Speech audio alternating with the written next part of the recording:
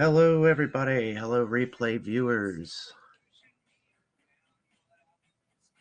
And welcome to the Mental Health Hour, episode 4. Today, we'll be discussing triggers.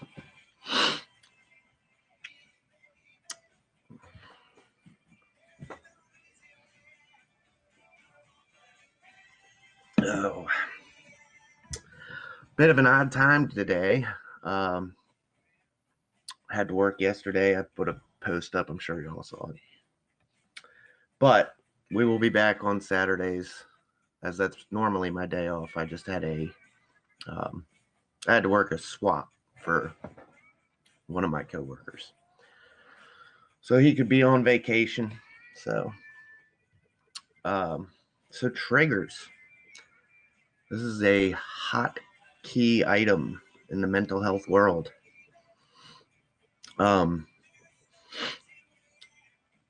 The biggest, thing to take from this broadcast, and we'll just touch on triggers a little bit and, how they affect us, some stuff I've learned,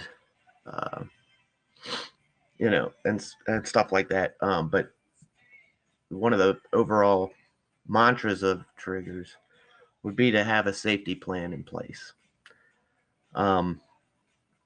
This is particularly important if you're dealing with external triggers.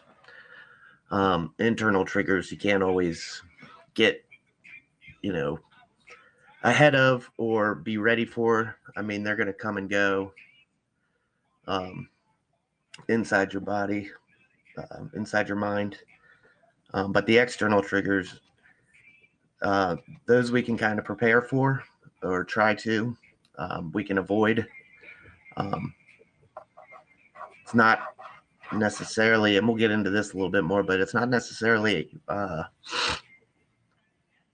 that you can avoid all external triggers. But you can still have a game plan going into something that you know is going to be potentially triggering. So first, we'll start out with what are triggers. There's a bunch of different classifications of triggers. I mean, the main PTSD triggers, you have the internal and the external, as I've discussed already. So internal triggers are things that are triggers that are happening inside your body, inside your mind, like anger, loneliness, your heart rate and BP, blood pressure goes up. There could be some emotional pain, anxiety for sure, abandonment. These are all examples of internal triggers that we'll face. External triggers, however, are going to be, situations, places, people, anything that will externally remind you of the traumatic event, anniversaries, holidays, anything that touches the five senses in any way that can bring that back to light. Hey, Thomas, how are you? How's the baby llamas doing?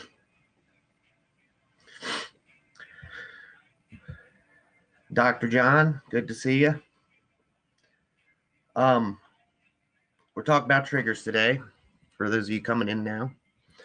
So we've gone over internal. Oh, that's good to hear, Thomas. That's good to hear. Those are some awesome broadcasts. I enjoy it. Internal and external triggers is what we covered so far. Internal happens on the inside, anger, loneliness, etc. External being places or people or holidays or whatever that remind you of the traumatic event.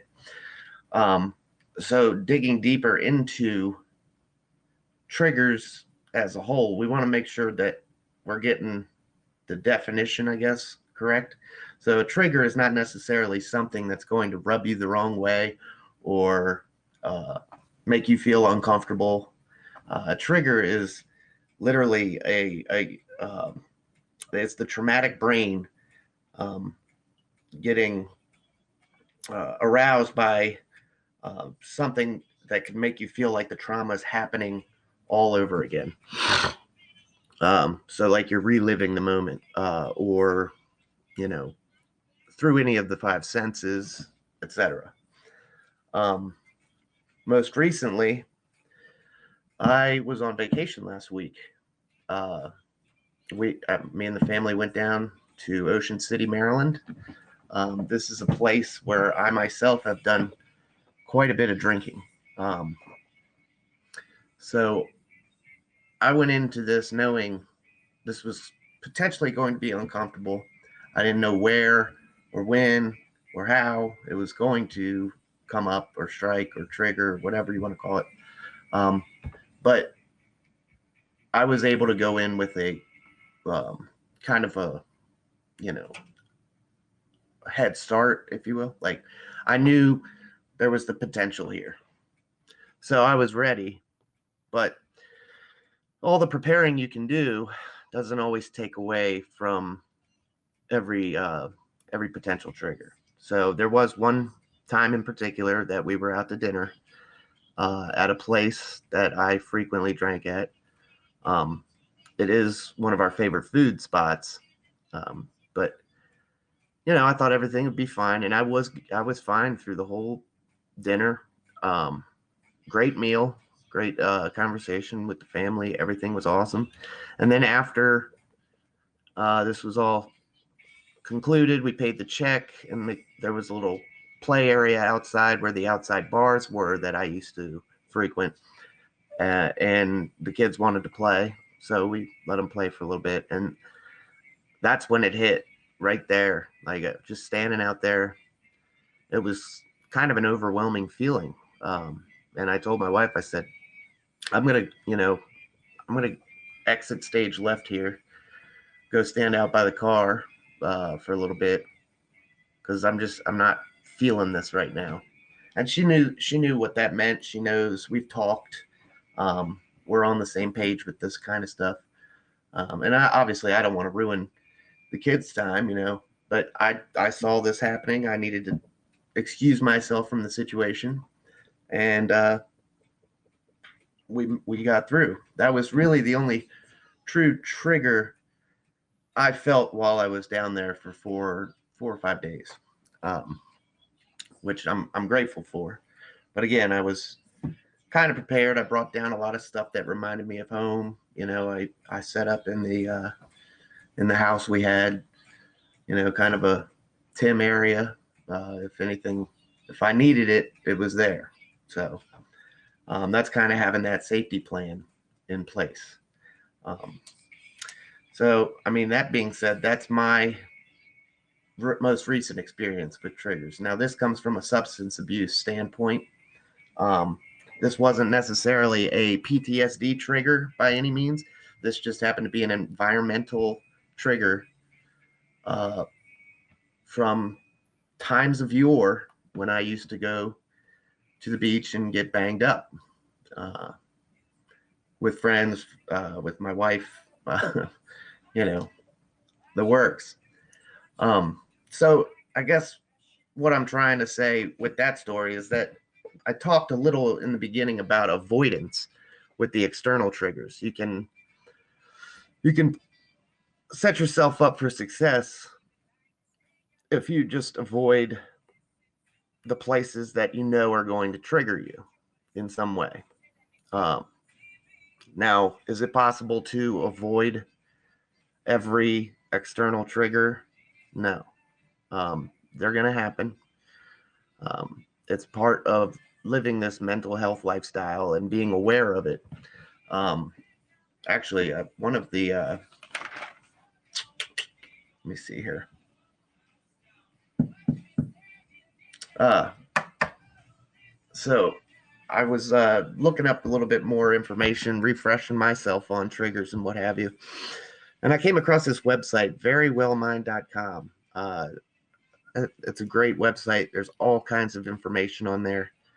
Um, about anything mental health wise, a little bit outside the mental health realm too. Highly recommend it, giving it a view. But there was a specific quote on there that I wrote down that I really liked. In dealing with triggers or coping, it says, quote, the goal or end game should be to detach from the trigger, recenter, and focus on coping strategies. Um, Coping strategies being anything from meditation, yoga, deep breathing, activities, pets, what else? The guided meditations are good, aromatherapy, anything relaxing, anything enjoyable for you. Um, so you want to basically, that I can't word that any better. The end game here is to detach yourself from the trigger that's happening, and you want to recenter yourself, ground yourself, and focus on coping with it. Um, we can't spend our whole lives, the rest of our lives, running away from these triggers. Especially the internal ones, they're going to come and go as they please. Um, I did a lot of work, as I've told you guys, down at the rehab center with trauma therapy. And while I feel 95% better about what was going on in my head, there's still 5% that still lingers, you know. Um, it's always going to be there. It was a trauma, and I need to learn to live with it, move forward. If something were to come up, in my in this past year's experience, there hasn't been nearly as bad of a trigger, an internal trigger from my divorce, uh, or any of these bad calls I run, um, that I haven't been able to manage with the tools I have been given and learned through the center. Um, that's the most important thing. Like I said, we got to have that safety plan in place, and we got to learn to cope. Um,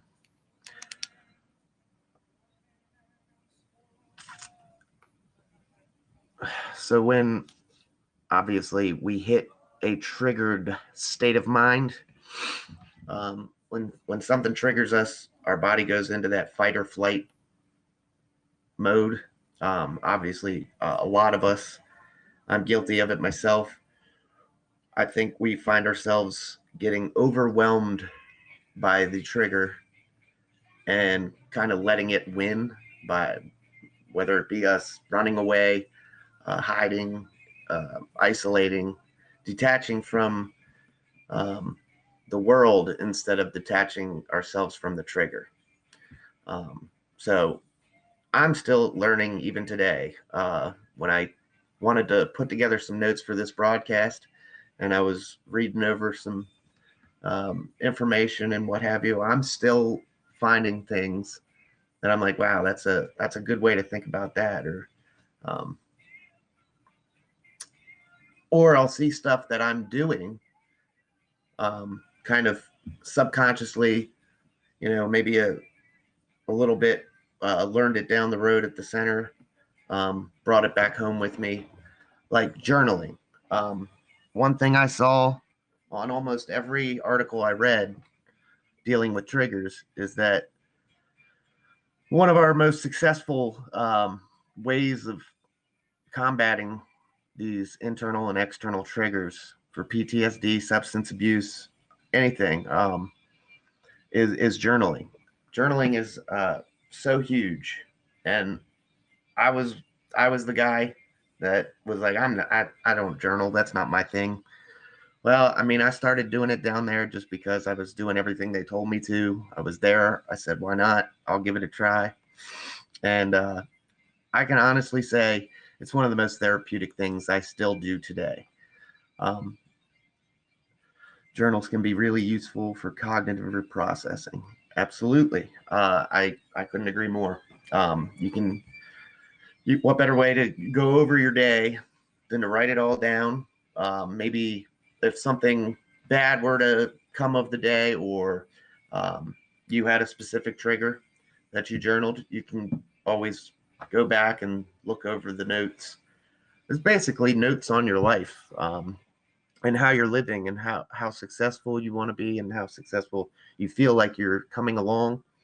When journaling about triggers in specific, I like to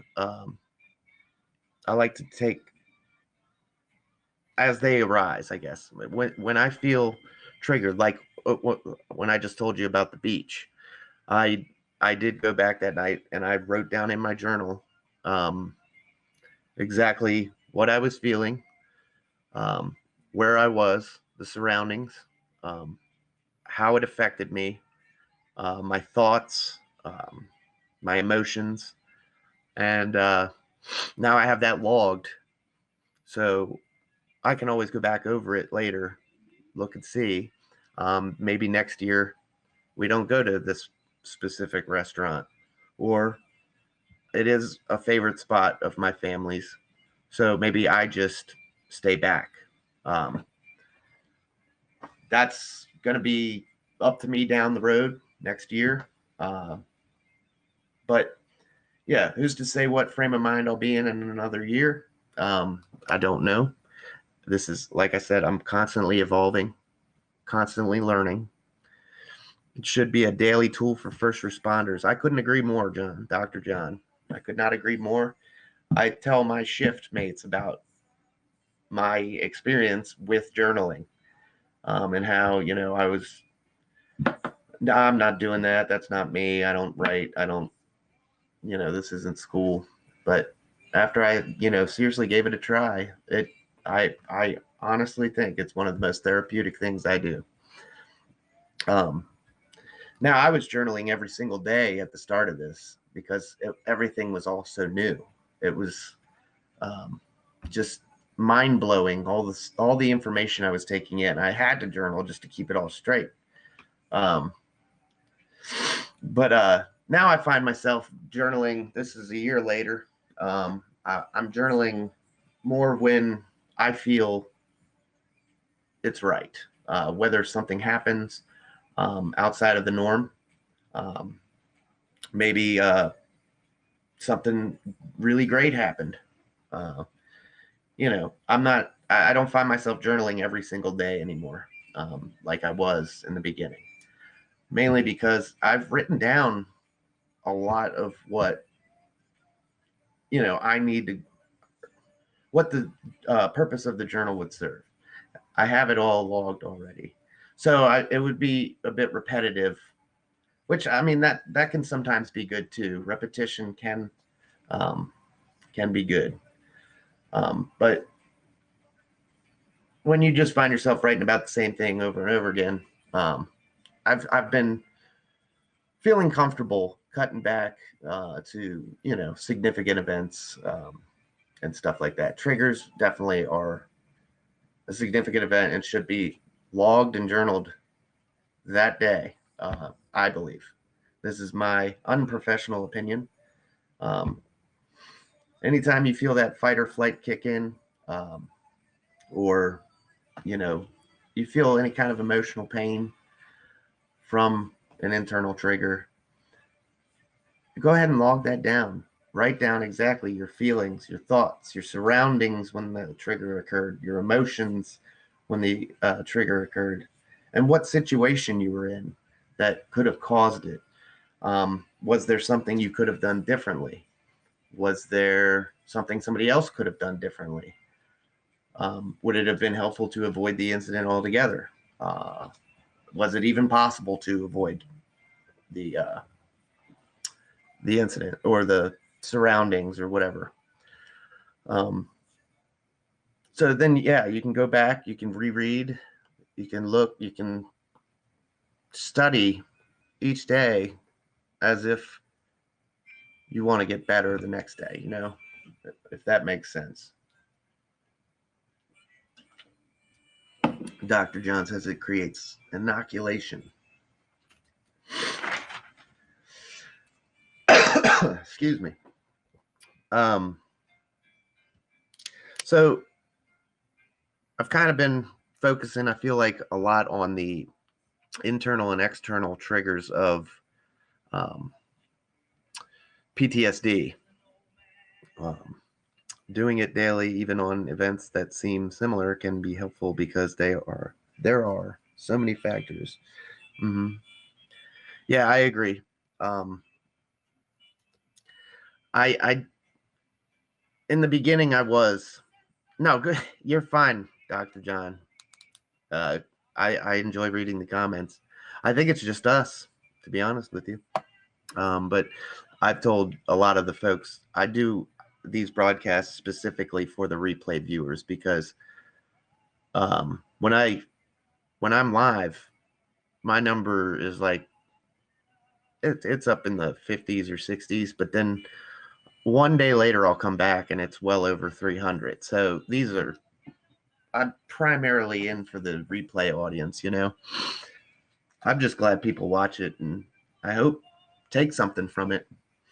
Um, but yeah, I've been talking a lot about triggers for PTSD triggers, you know, your simple um, basic internal, external, well, nothing complex. But I haven't really touched on triggers in addiction, which is kind of up my wheelhouse. Um, I feel like I get triggered a lot more via substance abuse than PTSD, which I was diagnosed with PTSD. I forget how they make that diagnosis. You have to hit two of um, you have to hit two symptoms or whatever out of like 5 or 6 to be qualified to be diagnosed with PTSD. Anyway, do you know the most powerful sense trigger? I don't. I'm going to guess smell. Smell has a lot to do with taste, and that would be my guess. Um, but triggers in addiction is my personal wheelhouse. Like I said, I find myself triggered um, a lot more come substance abuse items than PTSD. Um, and to go along with the addiction and triggers, people tend to turn to drugs or alcohol for their coping strategy. It's a very common practice. I'm more than guilty of it. Um, the olfactory is the strongest. Might not have awareness of it then. Can you explain a little bit more? Um, I'd be interested to look up any information you have, or yeah, I definitely want to look into that more. That's interesting. Um, so yeah, drugs and alcohol. Obviously, this is not a good way to cope. Um, don't think that needs to be said, but apparently I didn't know that. But I mean, the biggest reason why drugs and alcohol are not an effective coping mechanism for your triggers or your depression is because they only intensify the negative, and it's a short-term solution. I learned that was one thing that I wrote down real big in my notes, like and underlined 3 times.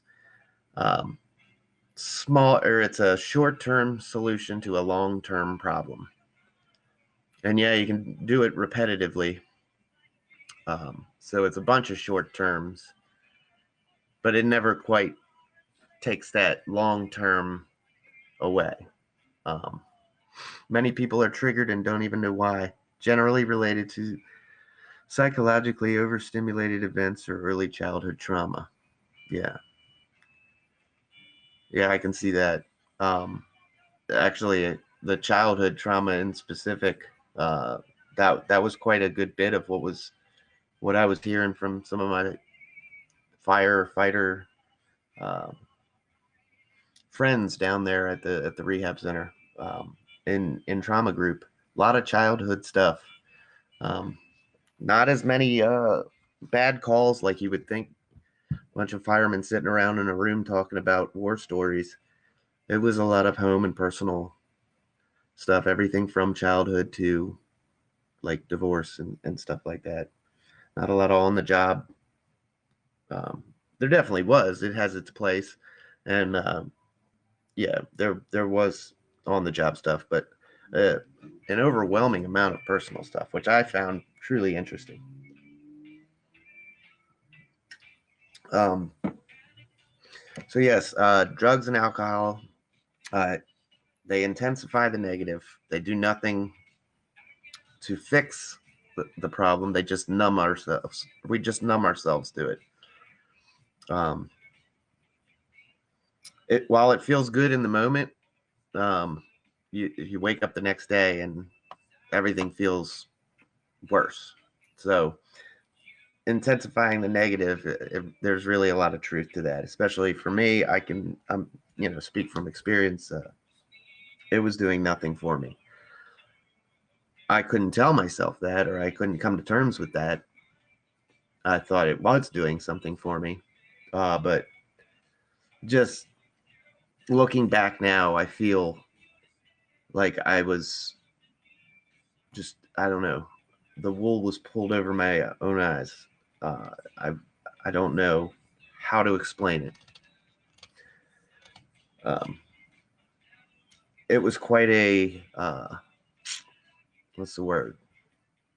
Humbling experience uh, to not only see that I was human, because I think I've mentioned this before. I think we all have some sort of complex where we don't think anything bad is going to happen to us.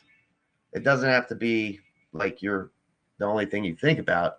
I'm not saying it's the biggest part of your life. I'm just saying I think in the back of everyone's mind, all the bad stuff that happens in this world, it's never going to happen to us or our family. Um, and it's a very humbling thing to go through what I've been through this past year and see just how human I am and that I'm not immune to this stuff any more than the guy sitting next to me, you know.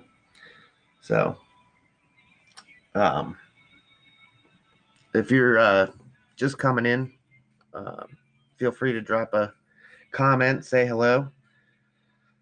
Thanks for the subscription there, Mo. And we're talking triggers today. I've got Dr. John on the line here. Uh, um, and Dr. John, if you have any, I've been listening to you for quite a while. Oh, well, it's good to have you, Mo. Um, tell us anything, any comments you want to drop in there, feel free. And Dr. John, do you have any information or websites that maybe you could post in the comments for replay viewers and what have you to do some further trigger research if they'd care to? Um, it's great having Dr. John here in my broadcasts. We've been emailing. In fact, I owe you an email. He's setting up a mental health program for first responders like myself up there in Alberta, Canada. So props to him. Great guy. I hope I can do something to help you along your path there. And I'll get you an email back after this broadcast. Where are we at right now? Okay, so we talked about internal, external triggers. We talked about triggers and addiction. Let me see what I work for Fountain House in NYC. Psychosocial clubhouses in the world. It's a clubhouse in NYC, and it's modeled for clubhouse around the world, or people who have mental illness for people. Sorry, that's pretty awesome. Where is it in NYC? And if you have any literature that you want to share, please drop it in the comments there for replay viewers. Manhattan, oh, the hub. all in 34 years, I've never been to New York City. I don't know if I guess I've always been okay with it. Uh, I'd like to get up there and see Ground Zero at one point, but I hear it's breathtaking. But yeah, never been to the city. We talked about also meditation, yoga, deep breathing. What else? Activities, drawing, art, journaling, guided meditations, and therapy dogs or pets in general. Pets can be so uh, helpful along these mental health lines. Just having that. I know some people in AA that use their pet as their higher power. Um, this was not reinforced to me as a great idea, as they don't live forever. But to each his own, man. If that is working for you, go for it. There was a series on PBS.org on June. I suggest you all watch Mysteries of Mental Illness. I will jot that down actually and give it a see if I can't find it. PBS.org. PBS.org and what was it called? Mysteries of Mental Illness. Cool, thank you. I will definitely look for that. Your CEO was in episode 3. Mysteries of Mental Illness. Awesome. And that'll be in there for all the replay viewers. Mo's dropped his fountainhouse.org in the comments. Feel free to give that a. Oh, Dr. John's got to jump. All right. See you later, Dr. John. Thanks for stopping by. And oh, I'm sorry. I'm a her, she, her. Yeah, this haps, or not just haps, but any broadcasting. I'm not used to not seeing people, so I apologize for that. But this is very cool, and I'm glad you just dropped in and left that in the comments for us. Mysteries of Mental Illness. I am very excited to look into that. So back to what was I saying prior? Oh, meditation, yoga, all that good stuff. The journaling, like I said, is the biggest key in my wheelhouse right now. Grounding exercises. When you're finding yourself triggered, you have to, that part about recentering, you want to ground yourself. I like, I'm a fidgety guy, ADHD, all that good stuff. So I like the finger triggers, things you can do physically. The worry stone, you sit there and rub the worry stone. Yeah, and just like maybe I'll catch myself drawing on the chair, the armrest of the chair, like the alphabet, while I do some breathing and just recenter. Box breathing was a big one. Have you ever heard of dialectic behavior there? Yes, I have. I have a whole set of notes on that. CBT, DBT, all the works. So I'll be doing actually an episode on that down the road. So if you stay tuned, you'll see that one. I took 6 years of it and have facilitated groups. Awesome.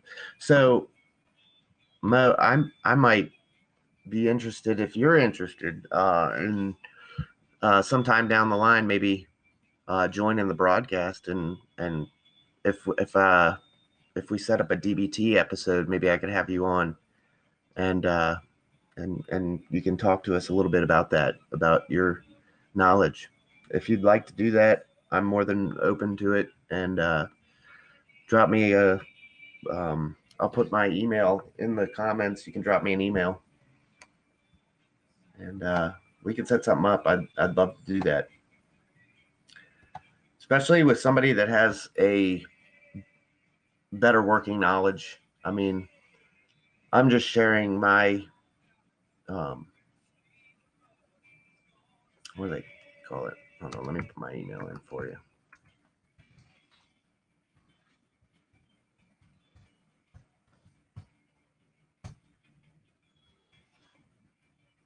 There you go. Yeah, you can drop me a line anytime, and we'll maybe work something out if you feel like you want to come on. Um, yeah, I'm just on here sharing my experience, strength, and hope uh, to whoever wants to listen. Are you familiar with NAMI? No, I'm not. NAMI, but I will be. Mental illness, national something, mental illness. Oh, perfect. You got a link. Awesome. I will look at that as well. Well, I'm glad you dropped in today. We got all kinds of good stuff to look up. NAMI.org. Or no. I'll just hit it out of the comments. You're involved with them. Okay. Yes, I will. An organization that, hold on. An organization that provides educational courses and support groups for families and caregivers of ...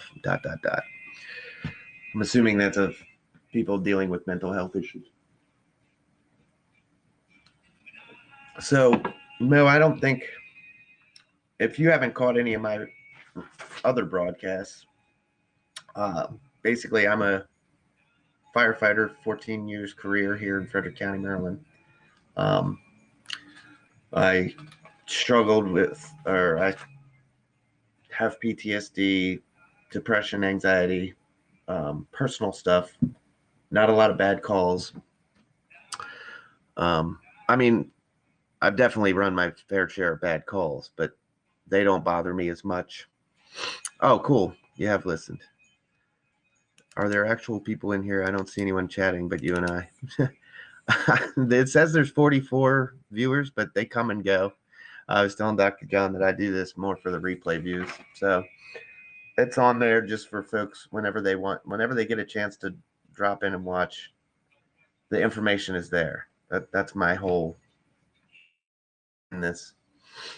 Um, just to reach out, share my experiences, share my knowledge, and share what helped me the most in being successful so far on this journey. Uh-oh. Please check your internet connection. Looks like I went down. Can you hear me?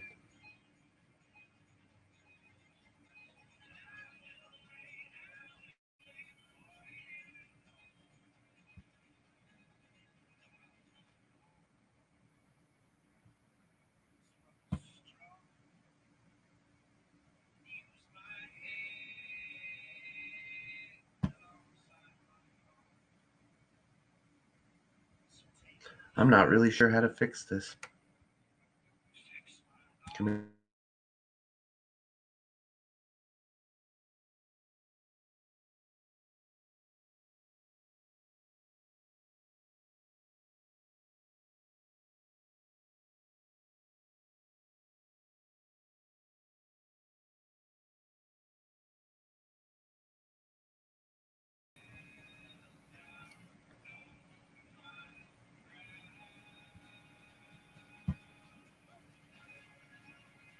All right, I think I'm back.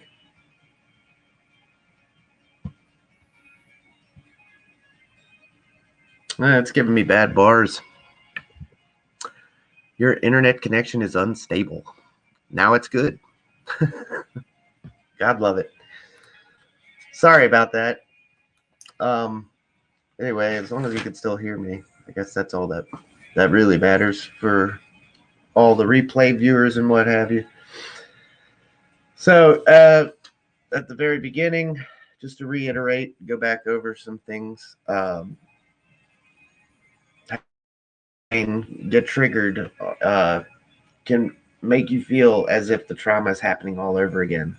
And that's what stems into that fight or flight um, response from your body. Completely normal. So, yeah, these triggers are not necessarily just something that's rubbing you the wrong way or, making you uncomfortable in a situation. These are literally the five senses being affected in some way. Um, that make you feel like you're reliving that horrible moment.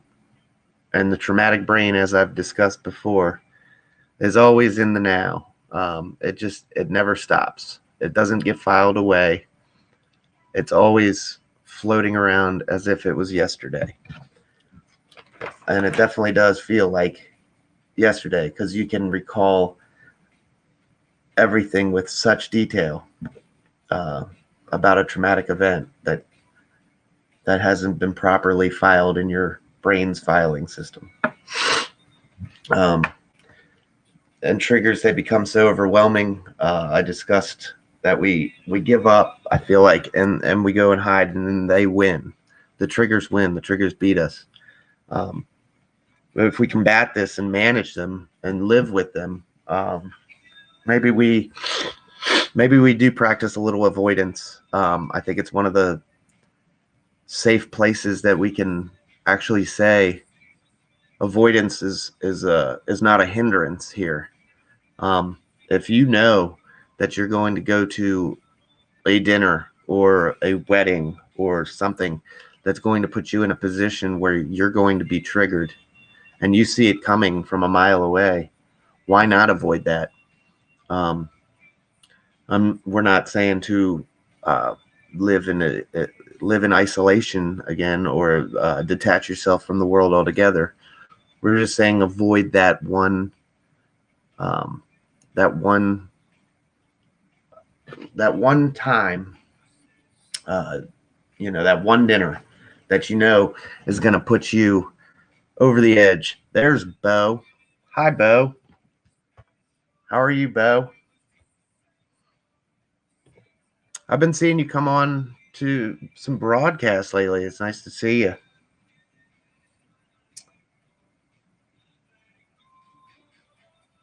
Oh, that's all right. Well, what do you expect? You don't sleep at night. Neither do I, so I don't know. I was up all night last night, but that was because the ambulance was running its balls off.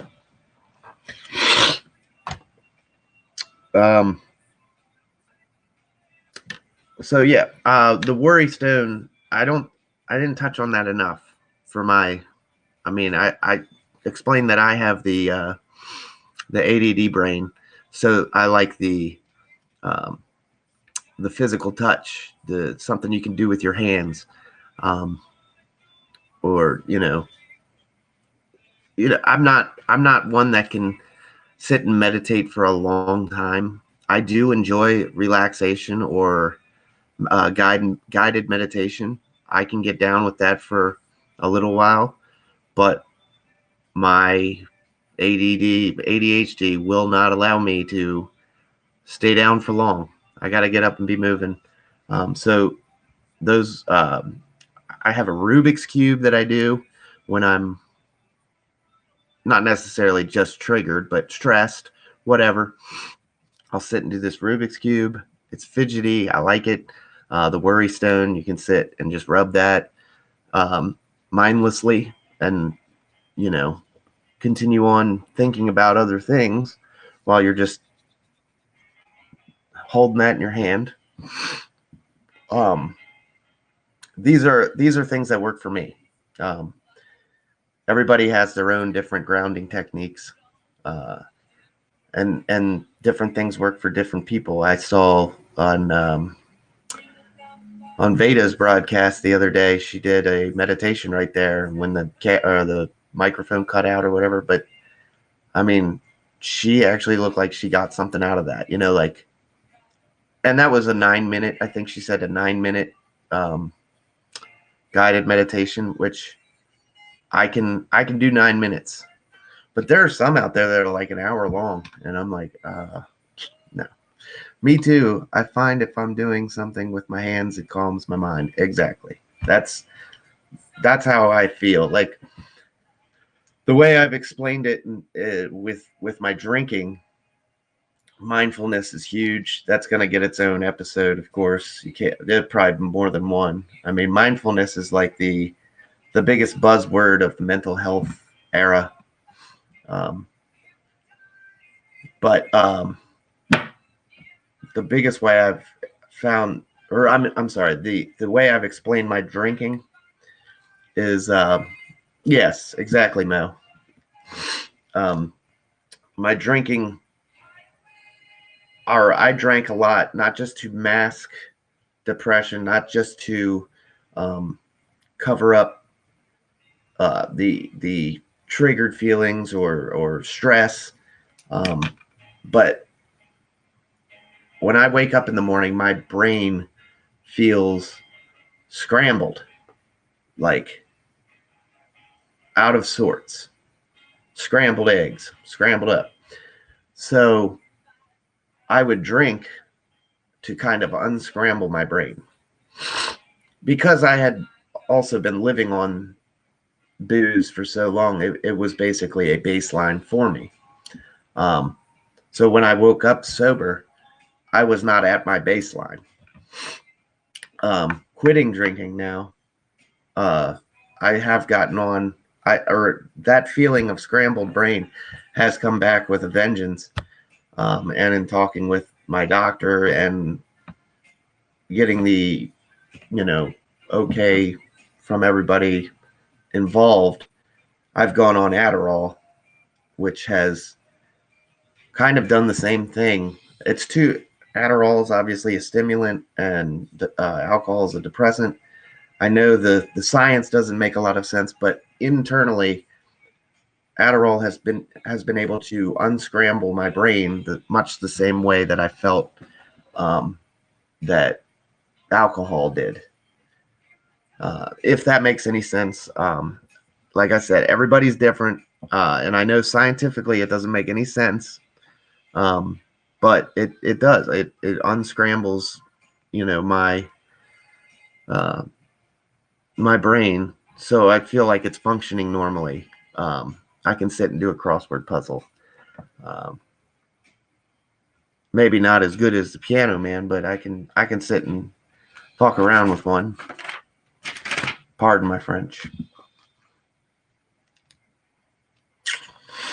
So that is pretty much it for triggers today.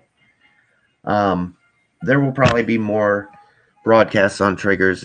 That's just as big. Wilson is infuriating, I know, and he's gonna do that damn Sunday puzzle tonight in probably 10 minutes. I did the Sunday puzzle already for the New York Times, and I wasn't able to finish it without looking up a few answers, but I came close. But I was in it for an hour and 30 minutes. So, Wilson's great. Wilson's awesome. All right, let's do a quick recap. Like I usually end with a recap, so we might as well go through it one last time. Two different types of triggers, main triggers that we deal with on a daily basis: internal and external. Internal is obviously inside your mind, your body. Anger, loneliness, abandon, emotional pain, heart and BP racing or elevated, anxiety, obviously, depression. External triggers being more outside environment, places, people, holidays, anniversaries, sensory items that will cause you to relive that traumatic experience. And that we talked about that in the beginning. The traumatic brain gets triggered, and it makes you feel as if the trauma is happening all over again, which leads you into that fight or flight instinct. This is a trigger. A trigger is not something that makes you feel uncomfortable or something that rubs you the wrong way, as I've said. I went over my time in Ocean City. I just got back from vacation. I experienced a pretty significant trigger down there, watched the replay, um, and I talked about escape plans. How my wife and I have talked about things. If I feel triggered, what our plan is. We kind of have a working knowledge of how to deal with things as they arise. Not everything, obviously, but we've got, I would say, a good bit of it covered, enough that we feel comfortable going out. And if something were to happen with me, getting triggered or something, I can feel completely safe and excusing myself and what have you. We also talked about journaling. Journaling is, I'll say it again, it's been one of the most therapeutic things that I've done in this whole process. Initially, I said I laughed at journaling. It's not my thing. I don't write. I hated school. All the above. But being at rehab, I said I was going to do everything. I even did yoga, and I'm not a yoga guy. I gave everything a go, and I still journal today. It is really one of the most therapeutic things that I do. And journaling your triggers as they come is a really big part of dealing or managing your triggers, managing your emotional triggers, managing your external triggers, coping with them, learning more about them. This whole thing is just education. Everything I feel like we've talked about so far on this program has been more education. So journaling them down. When you get triggered, go home that evening, write your feelings during the trigger, your thoughts during the trigger, your surroundings during the trigger, your emotions during the trigger, your what situation you were in. Hi, Blaine. What's up? Thanks for the high five award, buddy. And then go back over those journals, those written logs of what happened, and review basically your life. Use it to your advantage. Use it as a playbook for the future. And the good quote that I said earlier, I found on verywellmind.com. This is an excellent website. And I highly recommend it. If you want to, do some more research on any of the topics that we talk about on this program.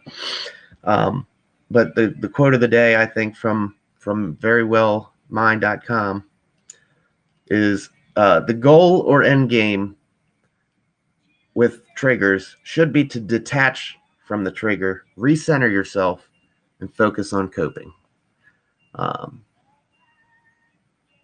However you want to cope, and we talked about meditation, yoga, deep breathing activities, aromatherapy. I hear a lot of people like aromatherapy. That wasn't really my thing, but the short guided meditations I loved. Breathing is great. Just taking a second, excusing yourself from the situation and taking a second for you and bringing yourself back to center. However you need to do that is what's going to make coping or getting into your coping strategies that much easier. And then go back and journal your experience, because that is, like I said, that's your journal. If you keep a journal every day, or every time a significant event happens, that is literally your life playbook. I mean, you go back and you review, just like a football player after a set of downs will go back and on the bench and look at everything they just did, and look at how the defense reacted, and look at how the offensive line was able to move this, that, and the other. Go back over your day just like that. Use your journal as a playbook for the future.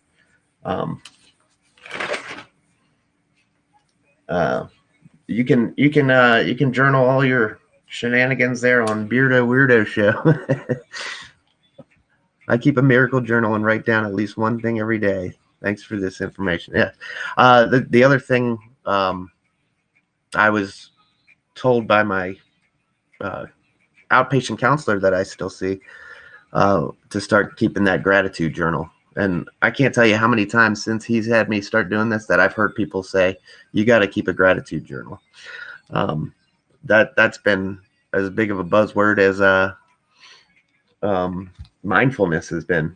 Gratitude, and it makes a lot of sense because, though, I mean, the way he put it was, if you go ask your wife to name 3 shit things that happened today, she'll rattle them off 1, 2, 3. But say, give me 3 things that you're grateful for. You have to stop and think. Um, so, and finally, triggers and addiction we touched on. I obviously used substance via alcohol to mask depression, to cope with stress and triggers, and this sent me spiraling. Tim, so good to catch you live. Great, such a positive vibe. Thank you, Blaine. Thank you. And I'm sure I'll see you tonight on. I'm definitely gonna watch Piano Man do this crossword tonight. It took me an hour and a half, and I didn't finish all of it, but I'm not Wilson. That guy's got a brain for that stuff. I tell you, it's great to watch him work though. Um, and alcohol, where I was going wrong there, it intensifies the negative. I wasn't coming to grips with that. I, for whatever reason, was able to tell myself, there he is, Piano Man in the house, Piano Man 5-0. I was able to keep telling myself that alcohol was making this better, that it was doing what I wanted it to do, that it was doing positive things when really it was just intensifying the negative. It provides temporary relief. Any substance that you would come across, that you would find yourself using, alcohol, I guess, is the most common. But really, painkillers, anything like that. It's a short-term solution to a long-term problem. And that was, I said it earlier, that was one of the things I wrote down in my notes from rehab, and underlined 3 times, highlighted, italicized, bold print. Alcohol is a short-term solution to a long-term problem.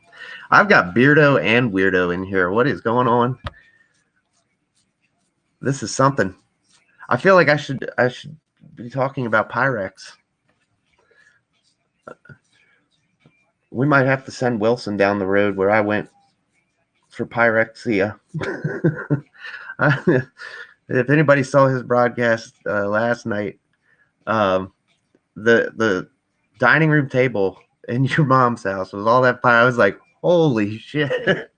That's a lot of Pyrex, man. I give it to you. And Blaine said he still has 20 pieces of your stuff there at his house. Oh, it's a self-medicating problem to numb what's going on. Absolutely. No, that's absolutely right. I was self-medicating, thinking I was taking away the bad, but really just intensifying the bad. And it took me long enough to realize that, because, like I said, I told myself over and over again that this was not the case. This was working. This made me feel better. I don't have a problem, all this good stuff. And sure enough, it was not the case. I actually, not only did I intensify all the negative, not only did I depress myself further, but I started shutting my organs down. So I mentioned earlier in the broadcast that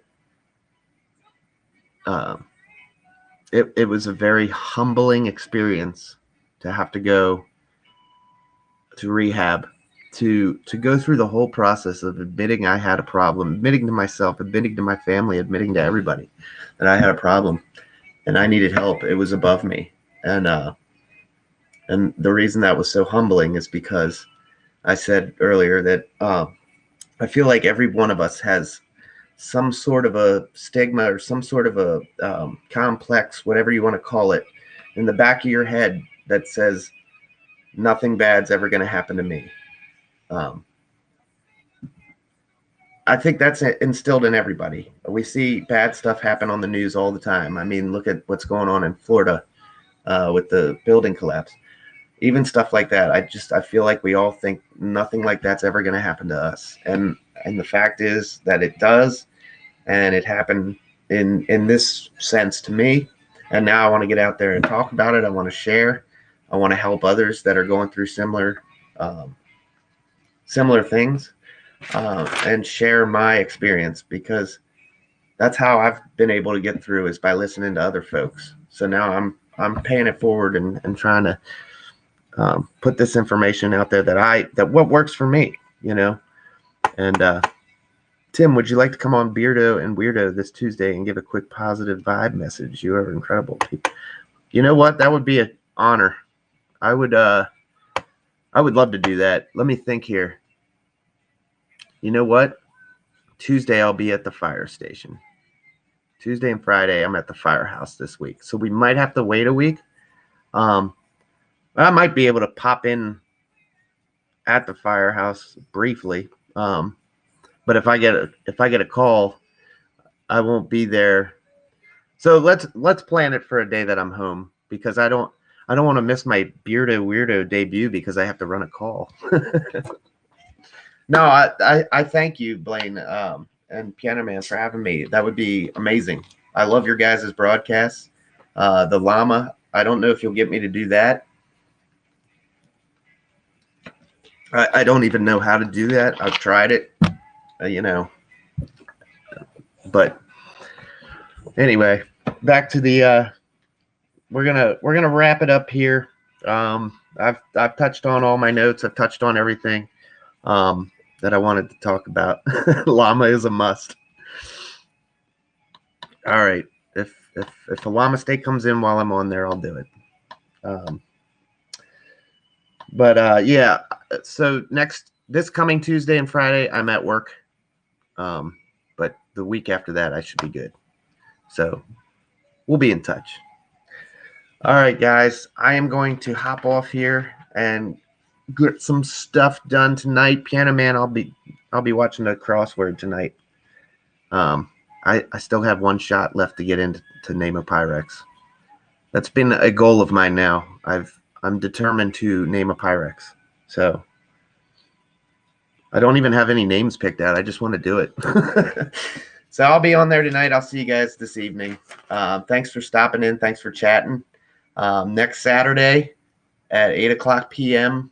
Eastern Daylight Time, as I'm on the East Coast, I will be on and we'll do another episode to be determined. I am also planning a broadcast with Gemma. If you know Gemma, I'm sure you all do. We're going to do her story and kind of an open convo like I did with Lucia. So look out for that. And great seeing you guys. I'll see you tonight. Bye.